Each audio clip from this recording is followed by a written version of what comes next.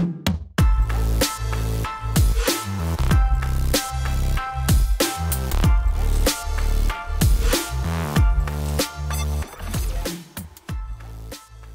up, guys? Welcome back to Esk8 Exchange, a show where we talk about electric skateboards, MBoards, board bumpers, you know, anything electric skateboard some related. random stuff occasionally. Yeah. Occasionally we get off topic and we talk about random stuff. Rock and roll. But I think it makes it more entertaining. Honestly. Yeah, honestly, if you guys notice at this point, we're all collectively very scattered. Especially me. If we didn't have a show actually written out for us, there's no way we'd get through the show.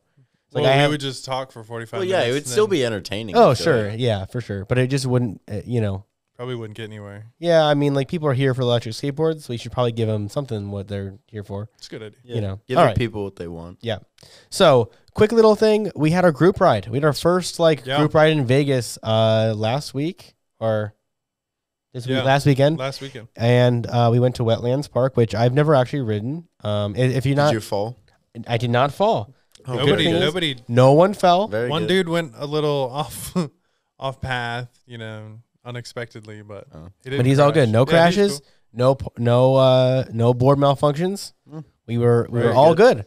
I had one quick second where I had one little scary moment, but it wasn't that scary. Like I just felt like, whoa, and then I was fine. I just off balance just a little bit. The problem is, when you're riding on asphalt and you get those little they're like almost like pimples of the road. They're like little weird mounds that form.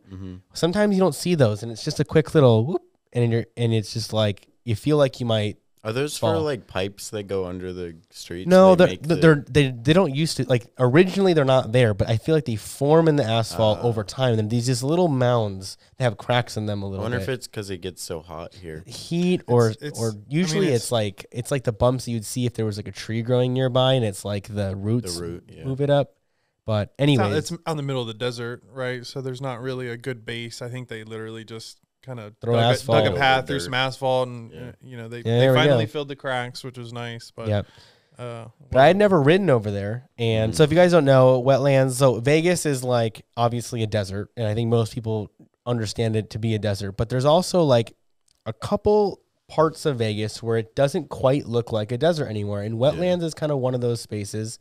Now, once you get on the trail, it goes kind of back to desert. But Wetlands is I guess it's what it sounds like. It's literally lands that are wet. And there's water runs through there. It's from a spring. Yeah, things grow there. It's kind of green. It actually looks legit. But they have this beautiful bike path that goes all, kind of runs alongside of the streams that kind of form into Lake Las Vegas. Yeah, it takes you actually all the way to Lake Las Vegas. Yep. Yeah. And I had never ridden that before, but there are sections of this ride that it's giant, really wavy sections where it goes straight up and straight down, and it's a lot of fun. It felt like a roller coaster the whole way. It was such a good time. And at first, because I feel like I got about a week or so between rides. I'm never riding consistent days because I'm here working, we try to kick ass throughout the week, and then I'm just tired. I'm not going to go out riding at night or anything here around. So, I don't ride as much as I used to, as much as I'd like to. But every time I get on the board, I feel like it takes me a second to get back in the swing of things. And by the end of the ride, though, I was full throttle the whole way, kicking ass. Yeah. It was a lot of fun. So you guys disappeared on the way back. Well, I almost had a problem with my board. Is I forgot to charge my remote. We had two remote issues, really. So my remote started rookie dying. Mistake. Totally rookie mistake. My own fault. No. That's a mic mistake. Yes, that's not that's just a given. As soon as we pulled up, I had his board because I was fixing a tire or something. As soon as I pulled up, he goes, "Please tell me you remembered to charge it." And I'm like, "Of course I remembered to charge it." Because I gave it to him dead. Yeah, he's like, just do whatever you need to do for it. Just bring it back to me tomorrow. I was like, "I got you, bro." And only thing he was responsible for when I left the office, I said, "Dude, don't forget your remote." I grabbed it, but I didn't charge it. Then he didn't know. So now I'm first of all, we thought we were going on a 10-mile ride. We really went on a 16-mile ride. Yeah, so you're lucky at the turnaround, I am 8 miles away from the car, and my remote kicks down to 1 bar. I'm like, oh shit! I'm gonna be walking a long time because there's no roads either. Yeah. You're out in the desert, and there's not really car access, so I would be walking. Bring a battery pack. We did have one. Jacob had one in his bag, but we didn't have the cable for it. Cable. So And I had just given out my backup remote, which luckily I had brought one, but to the other guy in the group with the same remote. So there wasn't anything we could do then. No. Like it was just like, well, I will we'll see you at the car, hopefully. If not, so anyways, we'll catch up. I saw my remote was dying. I'm like, I just gotta book it back. Like I kind of left the group a little bit. I just hauled ass all the way back and I made it. I did make it. And that's like a good long, like you are nonstop riding at full speed, 7-8 miles. Yeah. It was far. Yeah. That was a good. That's like long 20 rip. minutes. Yeah, I know it was long ride. I can tell you, my legs were very sore. Yeah. By the time we stepped off the board, finally, I'm like, oh my gosh, like we've been riding for quite a while. It's so. It was only an hour and whenever, 45 minutes too. Hour 45. Wow. We took a few breaks. We took more break. Well, we took like 3 or 4 breaks on the way out and tried to get a good picture, and then like went through that wavy section you mentioned.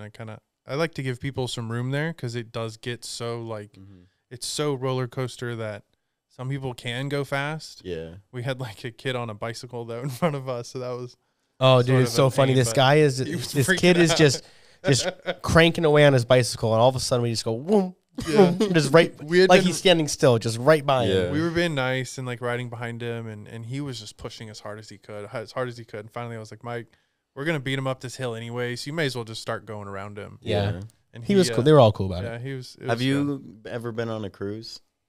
Like on a boat? A cruise ship? No. I have. Oh. Not like a real cruise. Like when I ride my board, like, you know, like when you get off a cruise ship and you kind of, like, you touch the ground, you still kind of feel like you're moving. Yep. That's exactly how I feel when I, like, get off an electric skateboard. Yep. Every time. Like, my feet legs, vibrate. Yeah. Yep. I feel you. Yeah. Now, it's a lot less when you're on all terrains because it absorbs a lot of that vibration, but you can still feel it. Yeah. But street wheels, my feet literally feel like my phone's inside of them ringing. Like, it's insane. Yeah. But no, it was a good ride. So I was very happy with how it carving went. is the cure.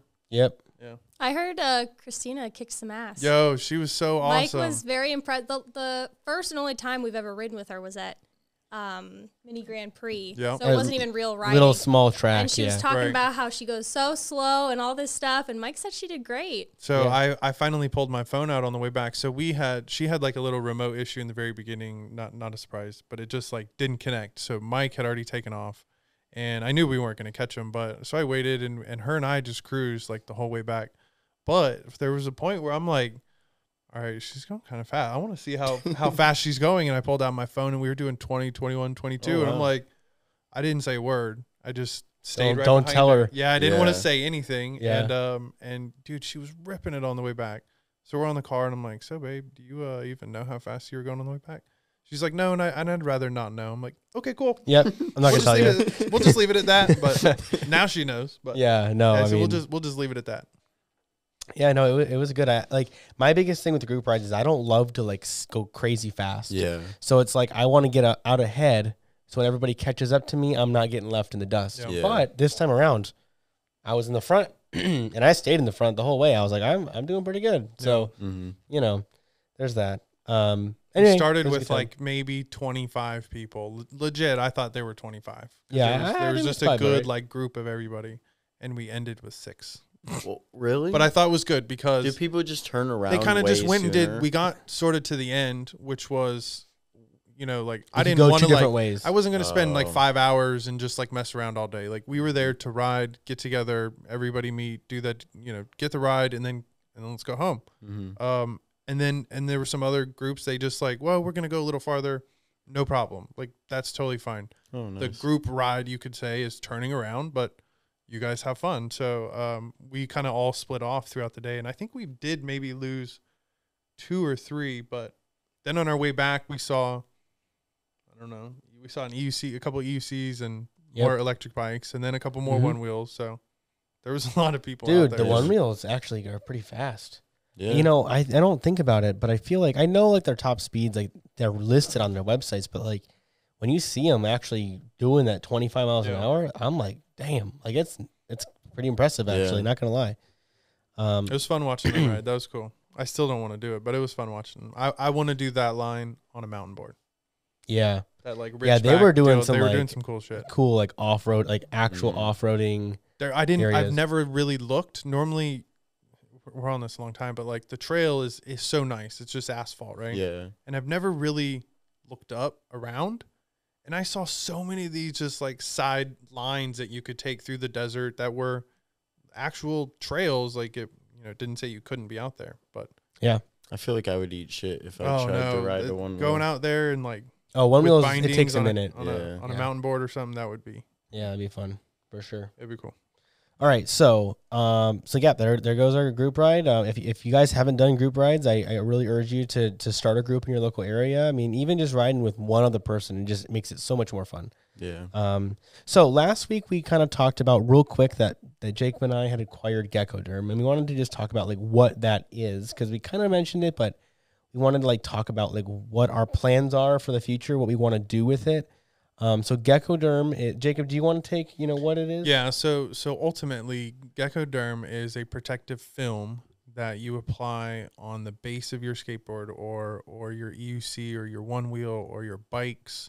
And so you could kind of compare it to like the protective film you see on the front of vehicles. Like a kit for a car is like $1,500, right? Yeah. And it's literally just a piece of plastic, but that piece of plastic absorbs road chips. It makes it a little easier to clean, things like that. And then, push comes to shove, you want to sell your car, you peel it off, you have a brand new bumper or whatever you did. So essentially it's the same idea, but it's for the impact points on our boards. So the bottom of a carbon skateboard, you go over one curb wrong, right? You just take rock chips from riding these all-terrain, let's say to be all, you take them off-road.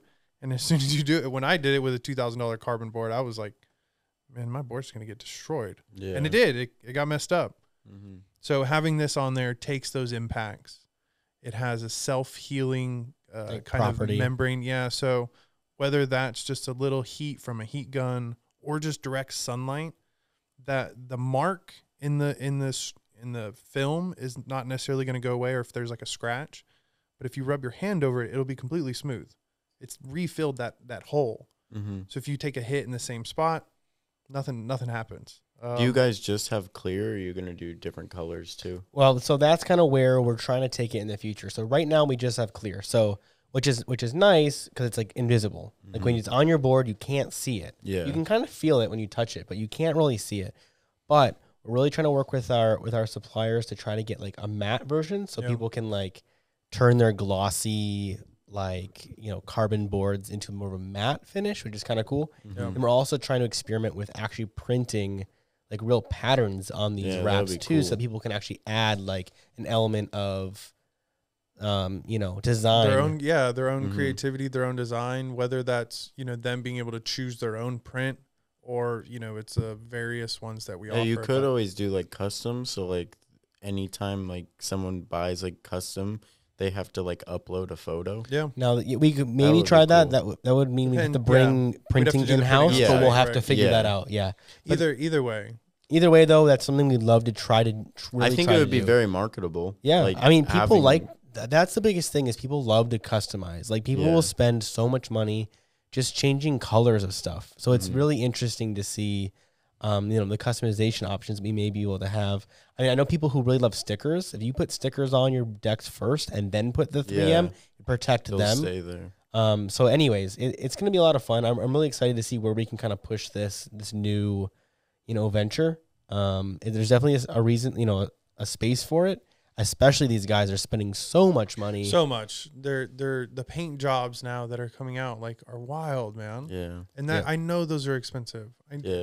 There's no way you're spending that much money and then you're just going to go like destroy your board. Well, some of these like black, like say Evolve boards, like underneath, like I could see like a different color, like on the enclosure part would look really cool. Oh, for sure. Yeah. It's going to be really cool. So, we'll see how it goes. I mean, we got to figure out how we can print on this stuff. Mm-hmm. Yeah. We've only offer really like 10 actual kits right now for electric skateboards, but ideally there's a giant drop-down list, and you just go through and pick what you want. Board. And as long as we can prototype it, we can cut it. We can have it prepared. So offering that. You need to get a lot of the boards though. We could have 200 offerings. The nice thing 200 of them. Yeah, the nice thing about this company is that we cut them here in house. Yeah. So we don't have to have any stock. And prototyping, the nice thing about prototyping these is it's all 2D cut files. it's not like we need to actually get How long does like one cut take? Say you have no stock, someone orders and you need to fulfill. A minute. Oh, really? It cuts so fast. Oh, it's actually scary how fast it cuts. Oh, nice. Because the blade just whips around like crazy and cuts it out. You're like, oh, well, that was quick. I guess we're done. Yeah, I guess we're done. So the luckily it's not very labor intensive. It's just the material is very expensive. Yeah. I mean, it's a nice material, but it's very expensive. It's a military grade, it's a military grade material that also, like, you may have heard it on like helicopter tape. So they actually use it in the military on the blades of helicopters to protect them. That's how intense this stuff is. Oh, wow. Yeah, it's insane. It's very awesome. thick. Yeah, it's nice. That's crazy. I guess that's a good segue into, talk about prototyping and, how we kind of do that for Geckoderm, which the way we prototype that, it's literally 2-dimensional cut files. So we just measure a few things, use reference photos, and make our cut files the same shape as obviously what we're sticking it onto. A little bit more than that because we have to make sure that they all wrap around the 3-dimensional edges and stuff. But other than that, it ends up just being a 2-dimensional like SVG AI file, which is kind of cool. But prototyping is an interesting topic that people like to talk about just because you don't get to hear about like actually producing a new product enough from companies. And I feel like people should talk, like I wish companies would talk about it more. So I wanted to talk about it because, a lot of people ask. So we've been talking about it a couple of times. We're about to kind of come out with our new boards. We've had a lot of prototyping. We've been doing a lot of prototyping in the last, several months. And I want to talk about prototyping for like compared to production, and then prototyping for the DIY world compared to prototyping for the production world, and like what the differences are, what that means. So we're kind of at the exciting part as far as like when we're about to release new products. The exciting part is to see all the prototypes actually start to come in. So we've gotten our motor mounts in. We've gotten our trucks. Well, our trucks are actually done. We have actually the final versions done. We have a whole batch of them here. But our trucks our motor mounts are here. Our heat sink is here. Literally any minute, the bell is gonna ring, and our carbon fiber deck's gonna be here. So like all the stuff we've been working on and prototyping, the original like the samples are coming in, so you can actually put one together, which is really fun. Show people, and actually like test it out, make sure it all works. But I wanted to talk about like how we get to this point, because originally we have to start off with nothing. We start off with an empty screen and a blank piece of paper, and then we finally get here. And so the first time we did this was with the Interstellar board. We prototyped all the stuff. We got it all here. We built one. It worked. It was great. Then we did actual production. And we learned a lot since then. And we've kind of approached a few things differently this time around than we did last time. So what I realized after the first Interstellar is that people break everything. It doesn't matter what you do. They will find a way to break everything. It doesn't like it I'm just convinced that people just don't care about their stuff. There's some people who just like, they care about it when it breaks, but they don't treat it well while they own it. Does that make sense? Yeah. Like they just throw their stuff around and expect it to like last forever, even though they're abusing it all the time. Always just turn on for them or whatever. Like it's weird. So this time around, we've changed the way that we've kind of looked at a few different things. We've made everything like thicker and beefier, and everything is just better this time around. People are still going to find a way to break it. Don't get me wrong. People break everything. But so the way that we kind of start with prototyping is, I guess I'll take you through the process of like literally blank page to having a physical product in hand. So the way that we start is, well, first we have to we have to make a list of every component that goes into the board. So I make literally a giant list, and then I put a status on all of them, whether it means we've designed it, whether we've done a prototype yet, whether we have a sample done, or, if we've approved the sample. And then once we actually have a whole batch here, and that's kind of like the components are complete. So I do that for every single component, whether that means trucks, motor mounts, heat sinks, batteries, ESCs, anything like that.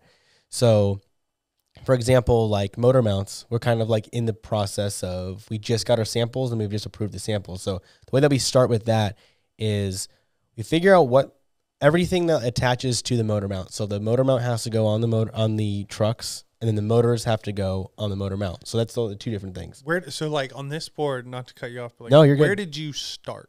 So what was the first thing that you were like, okay, I'm going to build the entire board around this? The carbon fiber deck. I think the deck is mostly what we started with.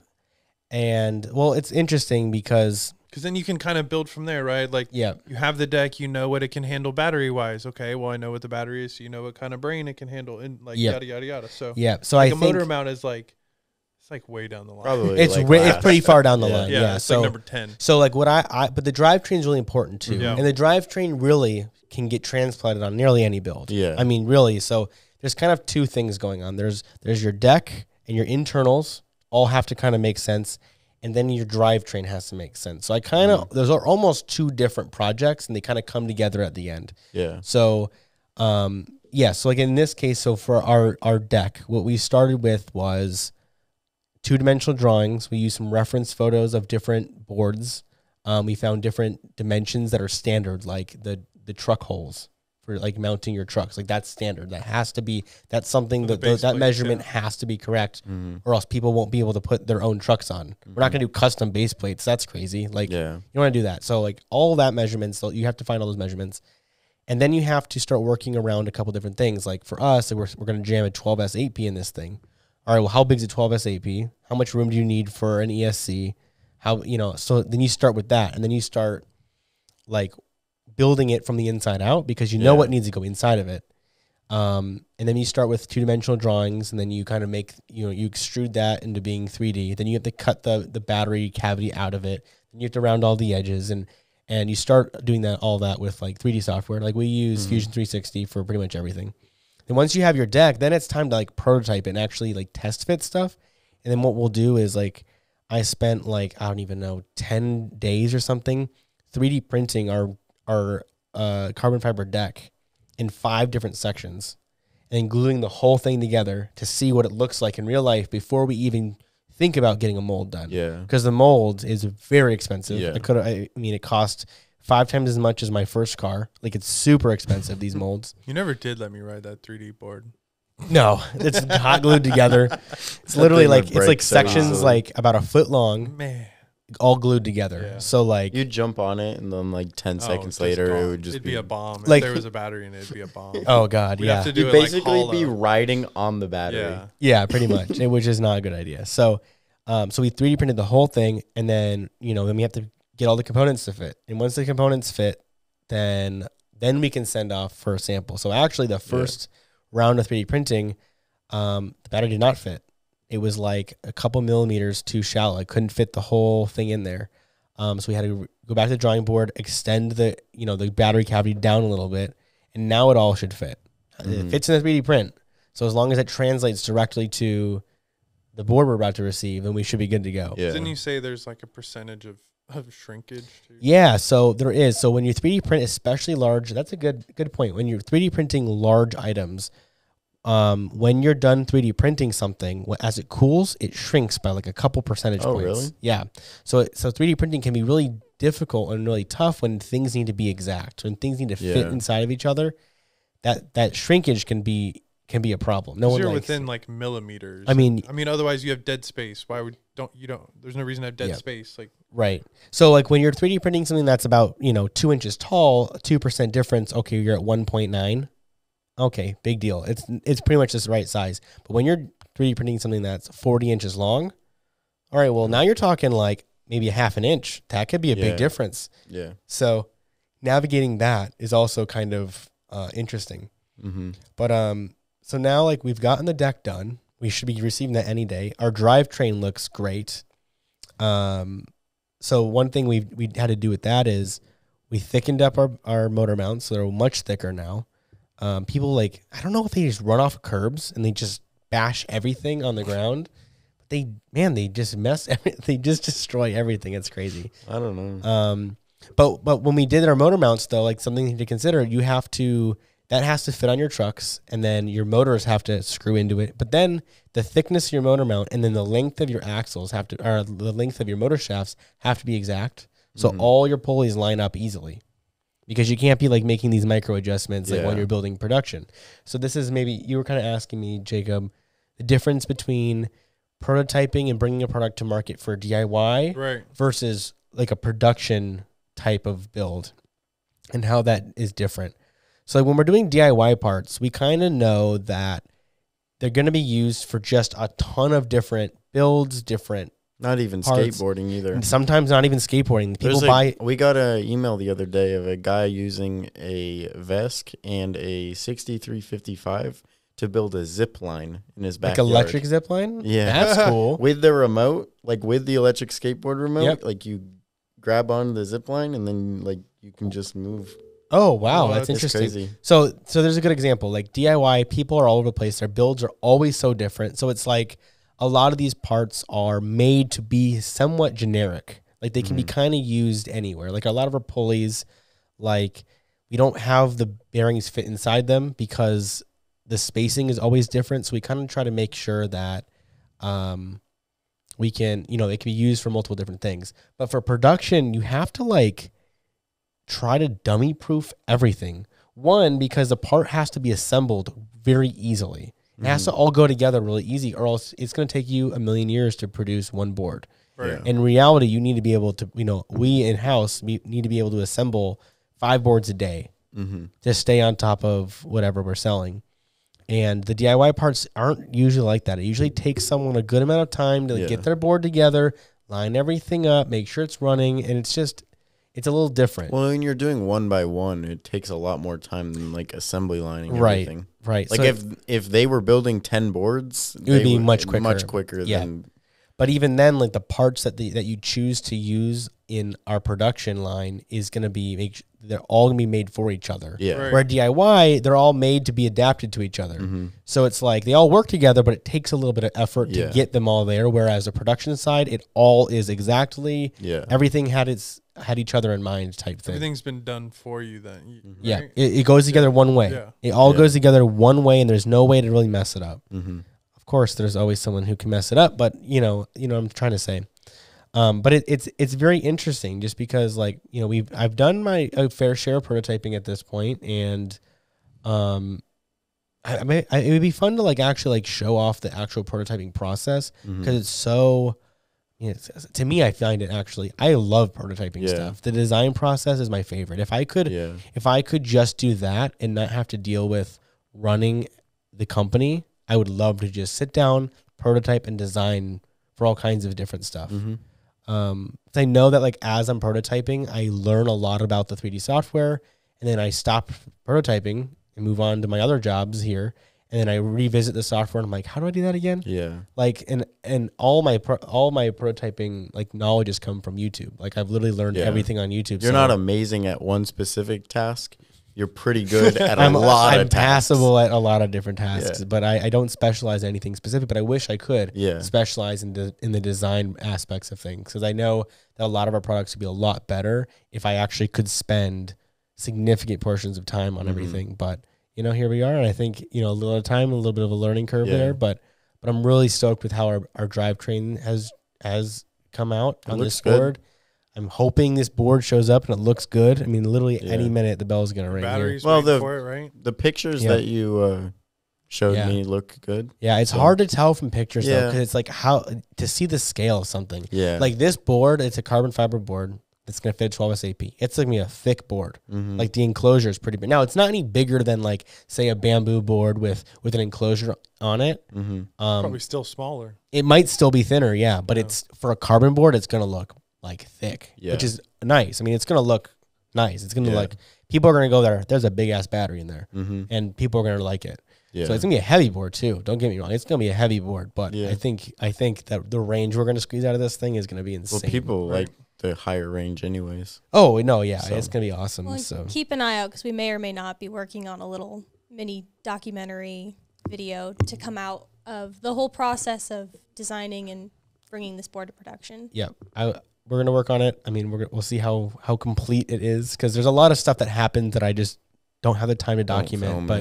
But when we get this board right now, though, we're gonna be filming it. We'll be opening it up on camera and stuff, so you guys can kind of see like my first reactions when I see it. Yeah, I've seen photos of it, but anyways. Speaking of prototyping, though, we talked about this a little last week. I just thought I would share this because it's just another thing to talk about. But we got an email about the person who asked the question about like safety features in the board, like I know what you're talking about. Like the automatic stop and stuff, automatic emergency braking. But so he emailed us. Control. No. Right. He emailed us and he said that they were not thinking about doing automatic braking because they knew that would be a problem throwing people off the board and stuff. Yep. But they're putting sensors in like the front of the board and inside like your helmet, so it'll like beep at you, vibrator, if something is coming towards you or like to the side or something. Okay. And it'll like give you a warning to stop, but it won't physically stop your board. That's cool. And they're actually going on to some competition to secure. So if they win it, they like secure funding. That's really cool. Yeah, and they like sent over like a YouTube video explaining their whole process. It goes in it. Is it a helmet or does it go in your helmet? I emailed them back and I asked them if it was like, can this be added to any helmet, or are you selling the actual physical helmet? Okay. And I haven't gotten a response yet, but I thought it was super cool. They may not know yet either. They may not know yet either. Yeah. You know what? I hope they do something where you can add it to an existing helmet, because people are very specific about the helmets that they purchase. Mm-hmm. And it would be nice if they could still have, if the general person who wants this product could still have helmet choice. Yeah. Instead of having to go and grab a different helmet. They said like the design process and everything, like the competition and stuff will be done end of second semester of school. That's cool. So I'm assuming like April, May, they'll have like at least a prototype available. That's cool. Well, hey, if they want to come to Vegas and talk about their project, they were talking about maybe coming to Esk8 if like they have a prototype in hand. Yeah, for sure. I'm not sure yet. Hey, that cool. Would be super That's cool. Well, they should come either way, just to come hang out. Yeah. Because they can come on the podcast and talk about their project. Because that sounds pretty cool. Yeah. I mean, I think there is definitely a time and place for like active safety features as far as electric skateboarding goes, and really just PEVs in general. Yeah, and honestly, this like technology can be used for several things, not just electric skateboarding. Right. All right, I've got some viewer submitted questions for us today. So the question is, building a board versus programming an ESC, which is harder to learn? But I'm going to take it one step further and ask you guys, what would you rather walk someone through? Are we saying, okay. So let's just clarify. Because you both build, so building a board. Just like assembly. Probably, right? I just think put that's it all the together. intention. Put it together. Is installing pulleys, doing all that stuff, or programming an ESC. So you guys know how to do that, and I think you're too biased and you've done it too many times to say what's harder to learn. So I would ask you. I know what I'd want to do. If someone like didn't know anything about it, and you had to just call them on the phone and explain to them how to do it and walk them through the process, like what would make you hate your life more? Here's I have an immediate answer for this. Programming, the word programming that's how we kind of all describe it, but we're not programming anything. You're not sitting there typing code. You're plugging in a handful of numbers into a piece of software. The tutorials we've made are very step-by-step. It's not that hard. 99% of our customers who have never done it before successfully do it their first try, because it's not hard. You just have to understand what numbers we're looking for, where to find your numbers, and plug them in. It's not hard. Now, there's a handful of people we get who are just so stubborn, they just don't even want to try. And that's really frustrating. And there's times when people use Mac instead of PC, and they do run into some issues. Yeah, but if I'm assuming they're using the proper software and hardware, it's really not difficult. Now, the problem, so to me, I'd much rather walk someone through that, because when I don't know how to teach you to be a handy person. Yeah. If you just can't understand how to put screws together, I don't know what sometimes I just feel like, how did you make it this You far? either know how to use a screwdriver and a ratchet, or you don't. Right. and again, I'm not trying to be mean to anybody, but there are some people that should just buy boards. Yeah. Because we always recommend building, because if you can build it, you can fix it. And that's your main business too. That's our main business model, and we still believe in that. But there's just some people who are so unwilling to learn. They're so unwilling to try to solve simple problem solving. They won't. They just one little hiccup and they're up in arms. They're just completely not willing to help themselves or help us help them. I mean, a simple Google search or YouTube video can go a long way. A long way. Oh man. You can't teach somebody though like how to not over tighten a screw, right? Yeah, I mean that comes with experience. The more builds you do, the easier it'll get. I have a buddy though that he dropped his board off with me. We put some new parts on it, and I couldn't even get his wheels off at first. Wow. They were so tight. The axle nuts? Yeah, I was like, whoa, how did he not destroy all his bearings? I don't know. I was like, dude, this is wild. Like, what's going on here? How did his wheels even turn? It was that's how I noticed it, because I was just trying to like kick push. The board wasn't even on, and I like couldn't go anywhere. That must ruin his belts too. So, Belt bearings. I replaced everything. Yeah. We replaced everything in his board, and I was like, yo, you got to pay attention to this shit. Yeah, because that'll blow your motors too. He knew. Like he's like, yeah, I mean, I did it, but I forgot to fix it. And I'm like, I think you ride like this all the time. So, you know, you can't teach somebody that, like, you can't teach somebody, don't forget the washers. You know, even I still have that problem. Like, it doesn't matter. I will finish putting a board back together, and I am missing 1 or 2 screws, and I have no idea where they went. I know, or I have like an extra one, and I'm like, where the hell did this one come from? That's what happens when I build IKEA furniture. Yeah, I always have leftover Except screws. I know like what I started with. I'm like, this doesn't. But it never breaks. Nothing ever breaks. Yeah. So honestly, like teaching someone how to align their motor mounts and pulleys is just the kind of most frustrating because there's no way of applying proper tension. There's just no way of explaining it that well. I feel like teaching someone how to use Vesk tool is very black and white. Like you either press this or you don't. And then building a board, it's kind of by feel. Like you kind of teach yourself how to build one. Yep. Like I remember you had me take apart all like those drivetrains like that one day. Yep. And at first it was like I was struggling because like I've never done that before. But I did like 10 of them. And then once through like 3 or 4, and now you second could, nature. And now you could put them back together. You could disassemble them. I could build an Interstellar right now. Yeah. But like when they first came out, I would have made some mistakes. Sure. But it just comes with experience. Well, mistakes happen, especially DIY. But my biggest thing is it's like you got to be willing to learn how to do something. You got to be willing to go, okay, there's a problem here. Let me figure out how to fix this. Yeah. Instead of people get so frustrated over silly stuff. Yeah, they immediately start sending emails, and then the biggest thing is we always have to ask for like pictures and videos because like we really can't.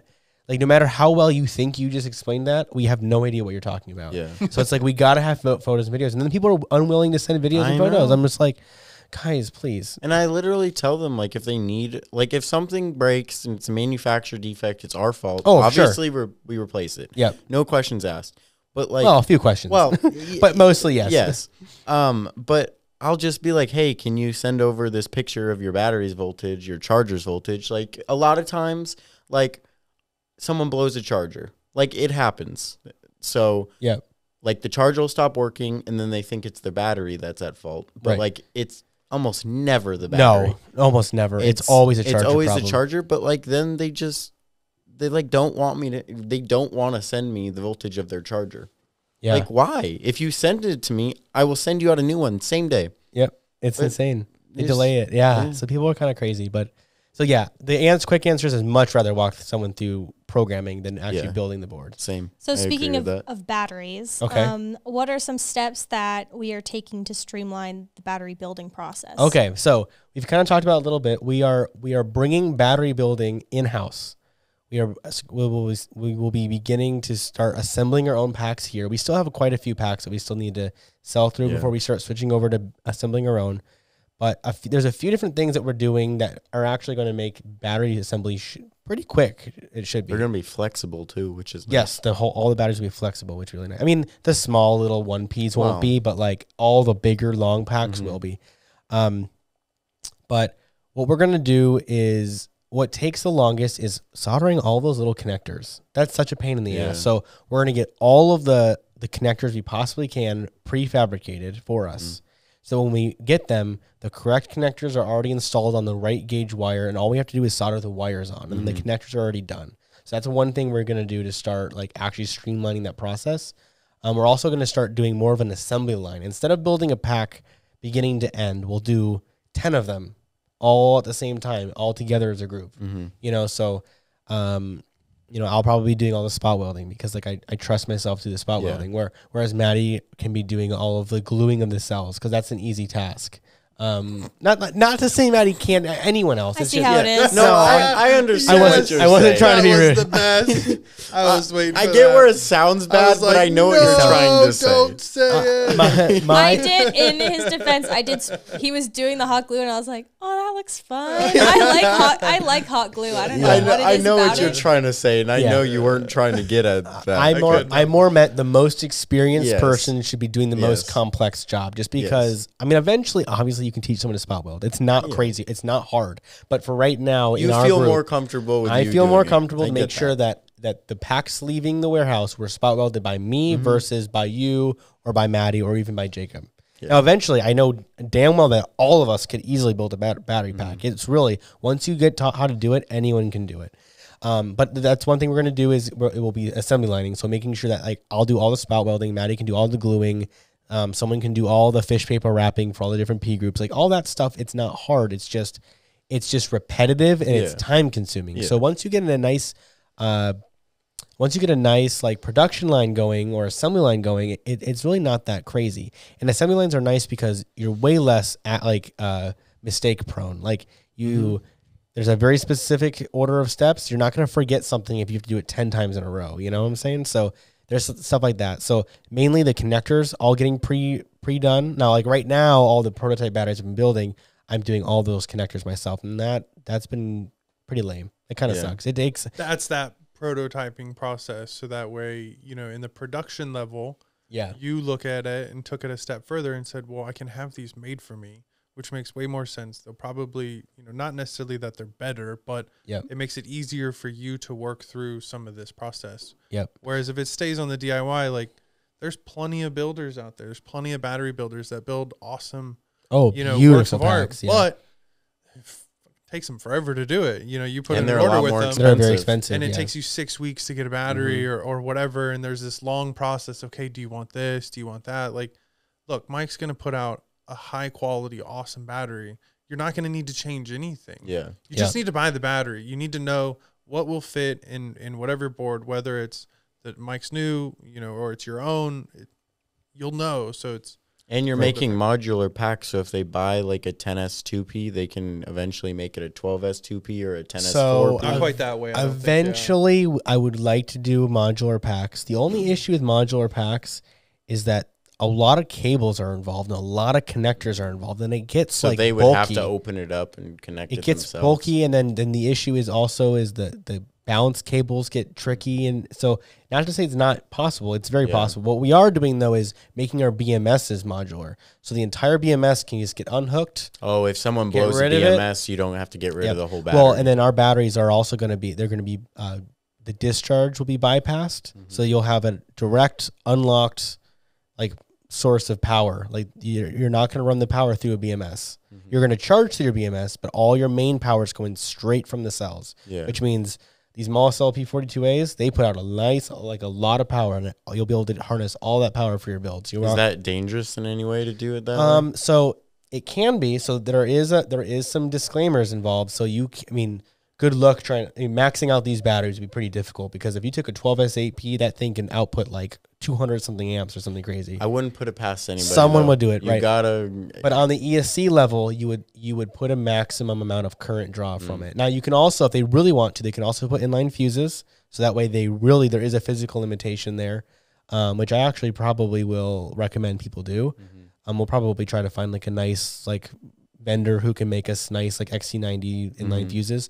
But in theory though, if you had a VESC, you could set the maximum amount of amperage that would be pulled from your battery. And that way there's no issues there. But yeah, there can be dangers if your battery can't handle a certain amount of amperage and you're pulling that much out of it. You can definitely damage your cells and stuff like that, which a BMS would prevent. Now, here's another thing though. There's some safety things that are improved by bypassing discharge, because a lot of times when you're for braking regen, when you push too many amps back into your battery, your BMS can cut out and it can prevent you from braking. Which that can be a big problem too. If you're also pulling too many amps out of it and out of your battery, and your BMS limits that, you can also have cutouts that way. So you're preventing a lot of cutouts this way. A lot of times the BMS just shuts your battery off just because you're drawing too much power from it. But that won't be a problem with the way we're going to do it. So there's plus and minuses. So like we're going the unlocked route because I trust people they want they have to have responsibility for it. They have to treat their things right. But we want to give them the full potential of the battery packs. Okay, very quickly. Okay. Not asking for discussion, just a date. What is the release date for the new boards? Oh man. Well, no discussion, just a date. Well, he started with How about a season or a month or a? Okay. We are hoping for early April. June 9th. No. What's June 9th? 6/9. Oh geez, no. He was going for 420. So I'm going Mike's route. Yeah, I'm hoping for. I was hoping for early to late March, but I really think it's going to be early to mid-April, just because of April 20th. Logistics are just a mess right now. Yeah. So we will have a prototype ready for the convention. We will have one people can ride it and they can hang out with it and they can see it and whatever. But we're not going to be able to probably start mass producing these until probably April, unfortunately. But so there you go. There's a quick release. So that might mean a release more like in June, though. I mean, I guess you could start releasing as soon as you build them. Yeah, I mean I'm gonna say you're gonna want to release it sooner rather than later. Yeah, the good news is we'll probably do a launch video in March, and they probably be ready for sale around early April. Got to get them out of here before the summer. Yeah, right. Yeah. Mark, they watched it the whole way. Oh, geez. What's the question of the day? All right. I forgot about this, so I didn't have one ready to go. It's like your one job. Your one job. The one thing you contribute to the podcast. Mark's segment, and he forgot to write his own one-liner. Okay, so if you watched it all the way to the end, please comment below. Let's go with, what is your favorite Olympic winter sport? Okay. Like favorite to watch? Yep. Okay. And who is your favorite Olympian? And just any Olympian? Or from winter? No, any Olympian. I'm just saying this because the Winter Olympics are coming up soon. So yep. I have to say my favorite Olympics, Olympian clip is when Shaun White is getting interviewed on the news. He's talking about right when he started, when he was young, and he's he's not 21, he's 19 or 20, and he's talking about the flight attendants, whatever, bringing him drinks, and then the news anchor goes, "What do you mean getting drinks? You're not even 21," and he goes, "I'm talking about Mountain Dews, baby." My favorite clip ever. Yeah. It's so awesome. That's Anyways, funny. If you guys don't know what I'm talking about, I'll link it down in the description below because it's just too good of a clip. Shaun White's hilarious. Who is your favorite Olympian? Is it Shaun White? I don't know. He's pretty funny. There's just people I don't really care. They're great at what they do. They're all so good at what they do. So I'm not going to pick one based on their performance. I'm going to pick one because they're really nice or they really belong or they worked hard to get there. So, but Shaun White's hilarious. So I feel like he would be up there for me. He is I think he has the most Olympic golds for winter snowboarding. Yeah, he might. I saw a post that was 10 things you wish you could see in sports. And one of them was that in every Olympic event, out of all the professional athletes, they just put in a regular person just to show they did that. How bad they really would be compared to everybody else. They need to stick me out on the line for the 100-meter dash. You want to go skiing today? Go ahead, buddy, to the top, and just be like, "Holy shit, what just happened?" Do you know who Katie Ledecky is? She's the best women's swimmer. Yep. Oh yeah. Ever. During the 1500, which is what is it? 30 laps? I think something it's 30 laps. This is a 7 long miles. It literally looks like she's swimming next to people that are not professionals. Oh, because she's just so good. Because she's a lap ahead of them. My God. She could probably do 1,500 in the time it took me to do 200. Ridiculous. I think she could probably do 1,500 in the time it took you to do 400. Oh my gosh. That's crazy. Yeah. Good for her. Yeah, it's crazy. Well, she deserves the medal she got then. My favorite Olympian's pretty obvious, I feel like. Michael Phelps? Yeah. Yeah, he's pretty cool. Yep. All right, guys. Well, we have gotten way off topic. If you made it this long, I appreciate it. We will see you next week for episode 18, which is pretty quick. A lot of episodes. Still rolling. Rolling. We made it. The train is still rolling. Somehow, some way. We're off the rails sometimes, but it's all good. People still watch, so there's nobody that can kick us off the air, so we're still going to be here. Maddie's kicking us off the air right now. I'm trying to. All right. See you guys.